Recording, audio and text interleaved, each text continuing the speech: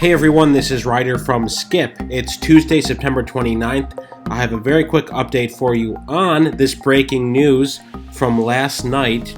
House Democrats put forth a new HEROES Act version. There's lots of details in it. There's lots of good stuff that I think a lot of us have been looking forward to.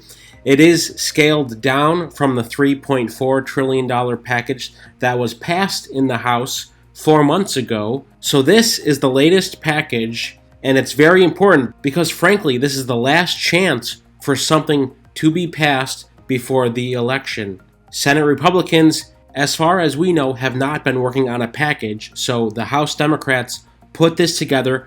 It's very long, what they've submitted. This is directly from the House Committee on Appropriations, and this was announced on the House Appropriations Twitter account a few hours ago.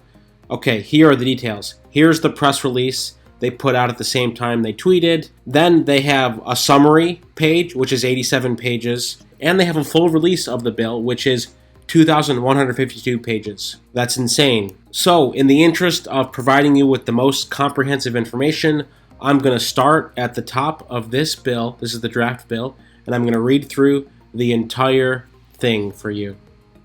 Just kidding. But I will link to this in case you're curious and you want to dive into all of this. Again, it's incredibly long, but that's good news because when you're approving $2.2 trillion, you need to have details worked out. As I said in yesterday's video, there's still $300 billion from the first CARES Act that hasn't been spent yet. Okay, we're only on page 35 here, so I could keep going, but I'm just going to jump to the summary to hit the highlights. So let's dive into the summary. As always, thank you so much for supporting and subscribing to our channel so we can continue to cover this breaking news, and of course so we can donate all of our YouTube revenue to subscribers of our channel. And I'm linking to that video right now. If you haven't watched it, please watch it because we're announcing the $500 winners this Friday. Two quick positives that gives this some chance of passing before the election. Again, I'll give my opinion at the end, but the first thing is it's $1.2 trillion less than the original HEROES Act. Republicans don't want to spend that much money, so that's a good start. Second, there is more stuff in this package that Republicans want. One example is additional assistance for airline industry workers and less money for local and state governments, which Republicans also wanted. Okay, now for all of us watching, two quick spoilers. Yes, there are stimulus checks in here. $1,200 and $500 for dependents any age, and another round of PPP funding. Okay, strong support for small businesses by improving the Paycheck Protection Program to serve the smallest businesses and struggling nonprofits, providing hardest hit businesses with second loans, and delivering target assistance for the struggling restaurant industry and independent live venue operators. So, in this second go-around, if you apply for a PPP Round 2, you will have to prove that your business has been significantly affected by showing your revenues and some more details. Just like this says here, they want this second round to go to struggling industries such as restaurants and, of course, live venue operators. Okay, here we go. This is a big one right here. Additional assistance for airline industry workers. Many of the airlines have said that on October 1st, they will be laying off thousands of airline workers if they do not get more funding from the government. So, and that does seem real. So if this doesn't get passed, there's going to be tens of thousands of more people potentially laid off. So there is definitely an incentive for bipartisan support to save the airline industry. The third point at the top here is more funds to bolster education and childcare, with $225 billion for education, including $182 billion for K-12 schools, and nearly $39 billion for post-secondary education, and $57 billion to support child care for families. This is huge. You know, education and childcare has been facing a crisis. Parents trying to figure out what to do, also trying to keep kids in a learning environment in the new remote world. This funding is very important. Okay, in addition, it maintains key priorities from the legislation that passed in the House in May. So, these points are very similar to what was passed in May. So $436 billion to provide 1 year's worth of assistance to state, local, territorial, and tribal governments who need funds to pay vital workers, aka essential workers, like first responders and healthcare workers who keep us safe and are in danger of losing their jobs. $436 billion for them. Supports testing, tracing, and treatment.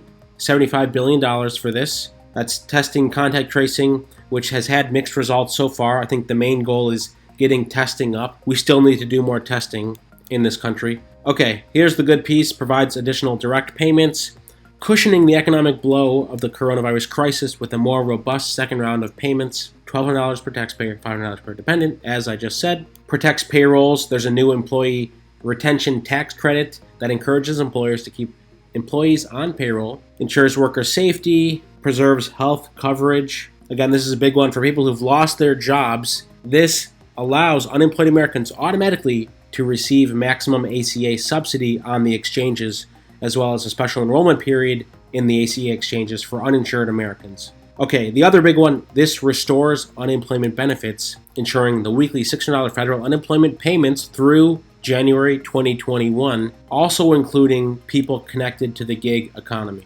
Another big one, this bill would bolster housing assistance, helping struggling families afford a safe place to live, with tens of billions in new supports to assist renters and homeowners make monthly rent, mortgage, and utility payments and other housing-related costs, basically to prevent homelessness. And strengthens food security by addressing rising hunger with a 15% increase to the maximum SNAP benefit and additional funding for nutrition programs that help families put food on the table, as well as targeted support for farmers and producers impacted by coronavirus. Finally, the last point they've put in their press release is that this safeguards our democracy with funding for the Postal Service and for the census.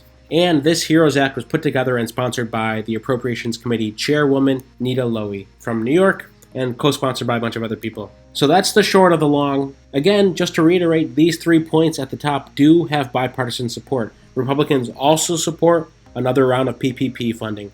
Republicans also support airline industry worker assistance. And they also support education and childcare funding. So those are good to see in this new HEROES Act update. Again, here's the 87-page summary. If you want to go line by line and see what some of this money is being spent for specifically, feel free to. I would say start here if you want more details and you're curious, especially when it comes to, let's say, healthcare or local and state governments. You might be curious about that. Or unemployment, kind of what's underneath the unemployment funding. And if you're really eager, go for it here with the full bill. And if you find something that I missed that's important, please leave a comment. I'd love to hear. But more importantly, I'd love to hear what in this bill is most important to you. And if stimulus checks is your first choice, which it probably is, what's second to that? What else do you care about? The fact that our lawmakers that we pay for with taxes have spent time putting this together, negotiating for months. What else is important to you? Would love to leave in the comments. As you know, a big part of what we do is writing letters to senators, so we would love to hear from you. I love our channel because so many of you are vocal, sharing your thoughts and opinions all the time. Makes for a great discussion. Okay, that's the quick update. I'm going to leave these links in the description and the link to our $500 grant giveaway, which we will announce the winners of this Friday based on subscribers of our channel who've watched that video. As always, thank you so much for your support. Stay well, stay healthy, and I'll see you tomorrow.